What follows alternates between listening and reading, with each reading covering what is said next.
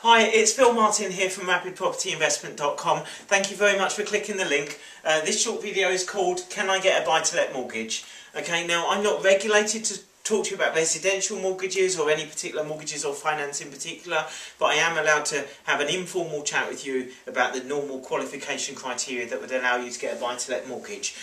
What I'm also going to touch upon is a few other criteria of my own which will allow you to use our financing system as well, because as many of you know, Rapid Property Investment offer deals that are below the market value, or in fact below RICS value. And by doing that we have a discount as deposit financing scheme, so you usually don't need to put in a big deposit. You know, historically with buy-to-let you always need to put in 15% deposit or 20% deposit, and nowadays it's nearly always 25% deposit.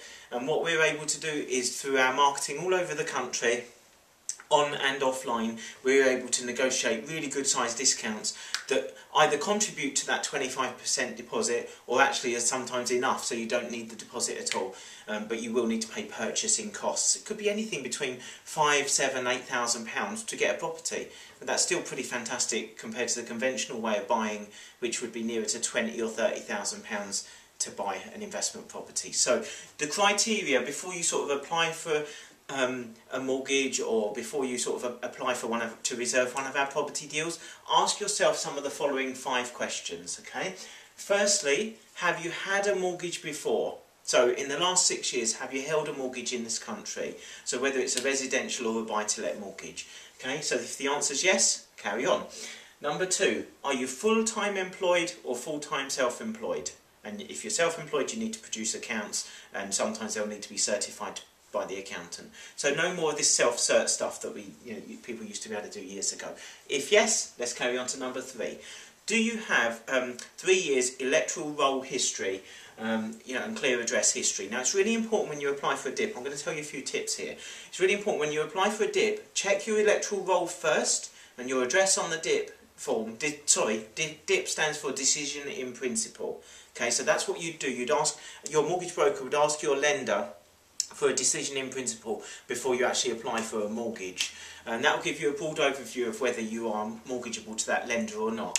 So check your electoral roll, and if your electoral roll is actually worded as ground floor flat 214 Burton Road, then don't apply as flat 2 214 Burton Road, because you apply exactly the same as it says on the electoral roll. Sometimes that will help you, and certainly if nothing else it will avoid confusion with the mortgage lender's underwriter, because you're on the electoral roll. So check that you've got that address history. Now it's not a problem if you've just moved 6 months ago, as long as you can show you were on the electoral roll at your previous address as well. Okay, so moving on, you've got that sorted out. Number 4, make sure you've got a clean credit history. Now the odd late payment isn't usually a problem, because there's a few lenders that are fine with that, but what they don't want is they don't want CCJs, they don't want defaults, those sort of things. So if that's something that would apply to you, you can partner up with somebody else as a joint venture, someone who's got a clean credit history.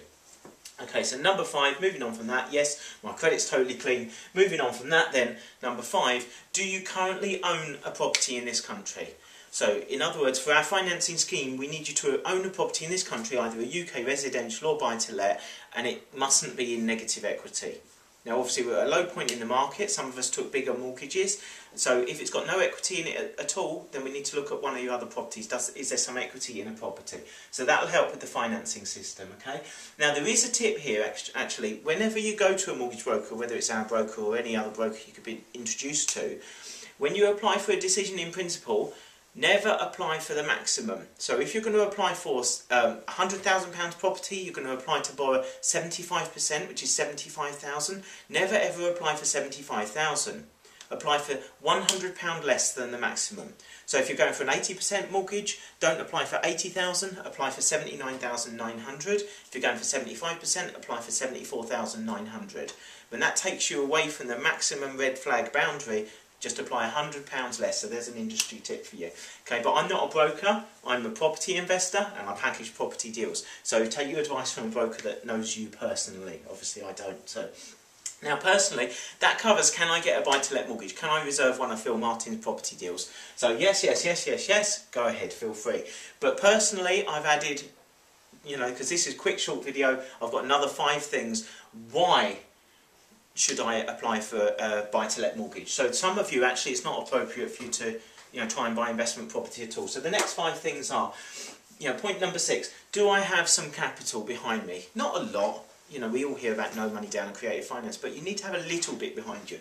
I don't want people investing on credit cards, and getting themselves in a lot of debt, thinking, right, I'm going to get a property and I'm going to pay it off in 6 months' time, or move it from interest-free card to interest-free card, because property is a long-term business. So I'll talk about that in a second. So, have a little bit of money behind you. If you've got 15 grand in the bank, then I don't personally feel there's a problem to spend 6,000 or 7,000 on a property deal. I think it's a really good, safe place to put your money. But if you've got £4,000 in the bank, then you shouldn't put your last £4,000 into an investment property, because you're not going to be able to get it out very quickly. Okay, it's not like a, we see this instant equity, and some of our deals are fabulous. So 30 grand instant equity, 50 grand instant equity. It's all well and good having that instant equity. It's fabulous, and you can sometimes sell to get out of it. But they don't have a cash machine on the wall of the house. So you can't walk up to that investment property that you just completed on with all this amazing equity, hole in the wall, and take your cash out. I know you know that, but it's important to have a bit of a buffer yourself, okay? Number 7, okay, make sure you're organised financially. Okay, if you're not yet at that place where you pay